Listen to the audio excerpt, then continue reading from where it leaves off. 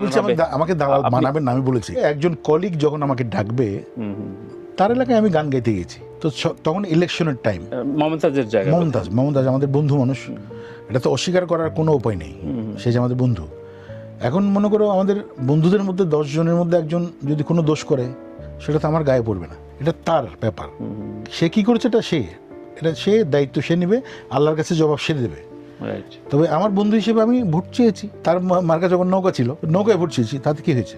আমি তার ওই সরকারের দালালি করিনি, ওই সরকারের কাছ থেকে প্লটও নিইনি, কোনো সুবিধাও নিইনি, এবং 17 বছরেও এমন নাই যে আমাকে গান গাইতে কোথাও নিয়ে গেছেন ওই সরকার, সেটাও নেই। এই সরকার আমাকে কিন্তু, বিএনপি সরকার আমাকে নিয়ে গেছে, ম্যাডাম খালেদা জি আমাকে নিয়ে গেছেন গান গাইতে।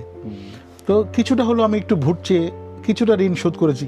আচ্ছা, হয়েছে কিনা জানি না, তবে সবাই ভালো বলেছে আমাকে, যারা দেখছেন, এবং বিভিন্ন বিএনপির নেতারা আমাকে জড়িয়ে ধরছেন, সেলফি তুলছেন, বলে যে আপনি যা করেছেন সত্যি প্রশংসনীয়। আমি বলি যে এটা কিছু, বলে যে এখন তো আপনার সময় না, বলছি না, এই সময়টা আমি কিছু না, কিছু পাওয়ার জন্য আমি করিনি, এমনি আমার তারেক রহমান সাহেবকে আমি চিনি, ভালো মানুষ, সেই কারণে আমি